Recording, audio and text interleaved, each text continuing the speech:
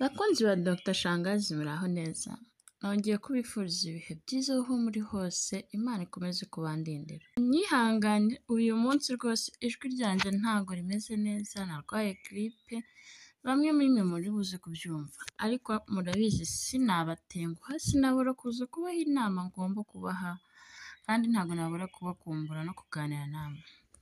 Abantu bamfashije kungeraho bakanganiriza aho twaganiriye, ndabashimiye kubwa buri kimwe. Uyu munsi rero ntabwo ndi bubatindire, ndongera kubibutsa wowe utarahura na Dr Shangazi ngo umubwire ikibazo ufite, uracyacika, ngwino muri comment umbwire ngo bimeze bite, urashaka tuganire kuki, ese n'iki wumva utarasobanukirwa. Ntabwo hano ugomba kubyihererana. Kora subscribe, kandi like, comment na share, tujye twibanira buri munsi hano kuri Dr Shangazi. Uyu munsi rero tugiye kuganira ku kintu kigira kiti menya uko wakwitwara mu gihe uri gusomana n'umukunzi kugira ngo muryoherwe birenze. Ese ubundi gusomana bitumariye iki mu gihe tugiye gutera akabariro, mu gihe turi kumwe n'abo dukunda, cyangwa mwumva ko gusomana ari ibintu umuntu akora agiye gukora imibonano mpuzabitsina? Oya, ndaje rero uyu munsi tubyiganirire, tubivuye aho bitangiriye kugeza aho tugeze uyu munsi wa none. Murabizi ntabwo navuga ngo turageza aho bizagarukira, imbere ni ahandi hantu. Ku muntu utarasomanaho na rimwe nyumva gusomana bigoye, ariko kandi nibyo, gusoma umugore cyangwa se umukobwa, umuhungu cyangwa umugabo bwa mbere ntibyoroshye. Kubibona mu mashusho biroroshye, ariko kubishyira mu bikorwa ni ikindi kibazo. Hari abantu bareba muri filimi akumva yahita abikora. Aha twaguhitiyemo uburyo bwo kwitwara mu buryo bwo gusomana. Ntabwo ugomba gusoma umukunzi wawe gusa ari uko mugiye guhuza igitsina. Please, ibi bintu mubicikeho, mwumve ko mugomba guhinduka abo mushaka kuba. Gusomana bigomba gukorwa buri gihe nk'ikimenyetso cy'urukundo mufitanye. Ingingo ya kabiri, kugira ngo utigora mu gusomana, wikwishyiramo ibitekerezo byinshi byo gusomana nka kanaka wabonye cyangwa wumvise. Soma umukunzi wawe mu buryo busanzwe kandi bworoshye, umwereke ko umukunzi. Mufate neza, muganirize, ntumve ko uri gushaka gukompeta na kanaka wabonye muri filimi, cyangwa se kwa kundi mubiganira. Oya, mukore uko wowe ubyiyumva, feelinga bizu yawe n'uwo muri kumwe. Gatatu, mbere y'uko usoma umukunzi wawe cyangwa undi muntu, ugomba kumenya niba abishaka. Hari igihe ujya gusoma umuntu ukabona arashyira umutwe ku ruhande, ntaho ashaka kukureba mu maso. Banza utume uyu muntu mugiye gusomana abishaka nawe. Ushobora kubimusaba cyangwa ukareba ibimenyetso byerekana ko agushaka, nko kuba arimo kukwegera cyane cyangwa kumwenyurira ku buryo ubona ko agukunze. Yego. Ingingo ya kane, ntugatamire umunwa wose w'umukunzi wawe. Ibi ngibi bikunze kubaho, umuntu akumva ko umugore we agomba kuba amufite wese ku munwa, ibintu byose ari we ubiyoboye. Oya, abagore ntibakunda umuntu ubasoma ku buryo iminwa itoha cyane, direct. Hari umuntu usomana ukubona macanshwe, siko bahita, yagiye asigara inyuma y'umunwa w'umuntu. Oya, gerageza wige gusoma umugore wawe uri romantike, nta bintu byo kumutosa hirya no hino, usanga ari kumusoma nko ku matama yasize amacandwe, mu ijosi nuko aragenda yamusiga. Oya, kora ibintu bifite isuku kandi bigaragarira buri wese. Gatanu, ntugakomeze iminwa yawe. Ukuntu umuntu usoma nyine iminwa yayifunze, yayigundiriye, ukumva nawe ubwawe biguteye ikibazo, ukibaza se ndi gusomana n'ibuye n'umuntu? Iga koroha modi oroha. Jya ureka iminwa yorohe, ntugafunge iminwa yawe. Ugusoma agomba kumva iminwa yawe yoroshye, yirekuye kandi ishimishije, imutegereje. Urabyumva neza ko iminwa yawe igomba gutegereza uwo mugiye gusomana?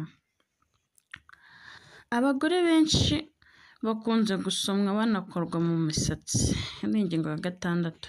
ntukibagirwe gukora imisatsi y'umugore wawe kuko umusatsi cyangwa se ukaba ugenda ukorakora ku mugore wawe ni ibintu biba bishimishije. Ingingo ya 7, ntabwo ari ngombwa gukoresha ururimi kugira ngo gusomana biryoshye. Oya, hari abantu badakunze kumva ko indimi zabo zakoresha ngo ziryohe, ariko nabyo birafasha iyo mwamaze kubigeramo mwembi mubiryohewe. Gusomana kwinshi kuryoha ni gukoresha ururimi.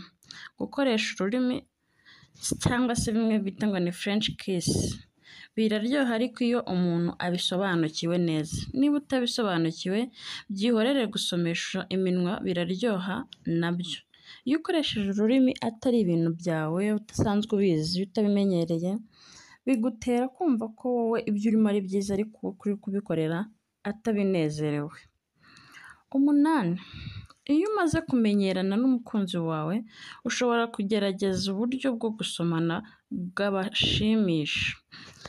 Hari ukuntu wowe n'umukunzi wawe mwicara mukaganira bavuga se njyewe nkunze gusomana bamfashe mu musatsi, cyangwa se n'ubwa mbere ngiye kubikora, se njyewe wabikoze igihe nabikoraga ni iki cyambereye cyiza. Iyo hari icyakubereye cyiza biroroha kumva ko uwo muntu muri buryoshyanye. 9, ntugasuzugure gusomana. Ni uburyo bwo kuvuga ibyo udashoboye kwatuza amagambo yawe.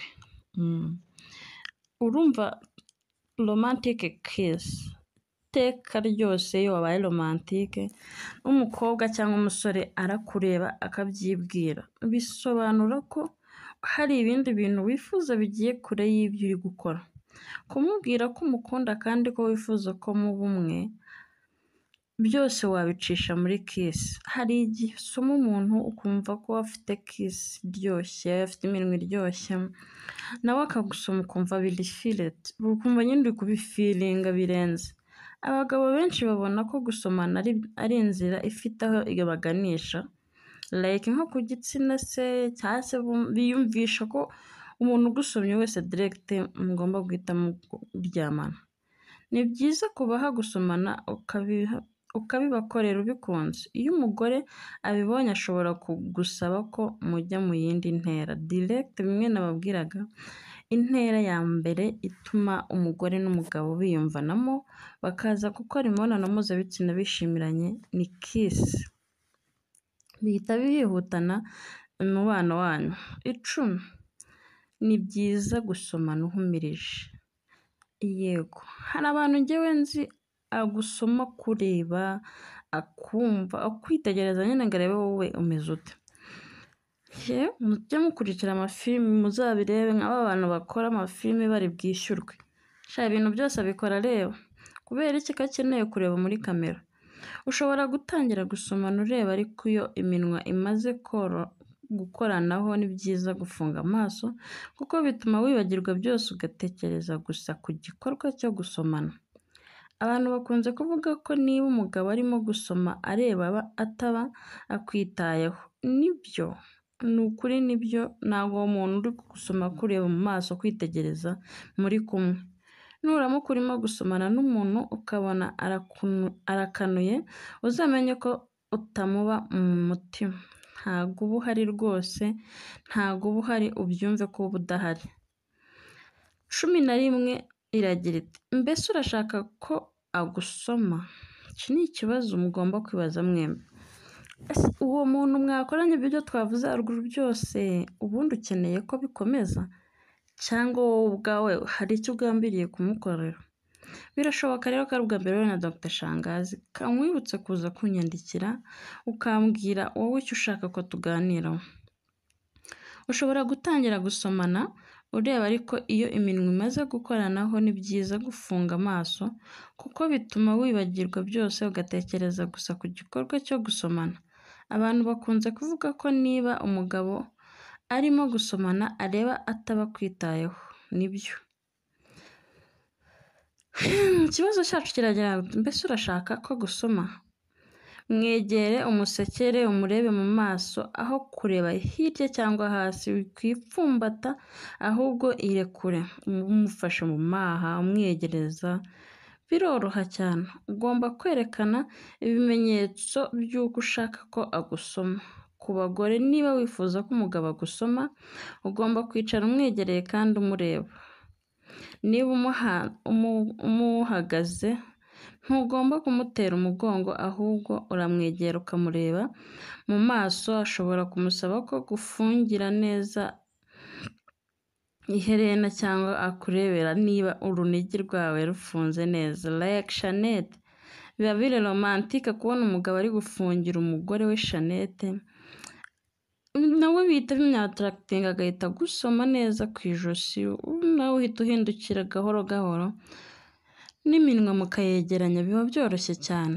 Kugira ngo abikore bisaba ko akuzengurutsa amaboko. Icyo gihe uhita umureba mu maso uteretse amaso, ukamuhamagara mu izina n'akajwi koroshye, ntiyabura kugusoma.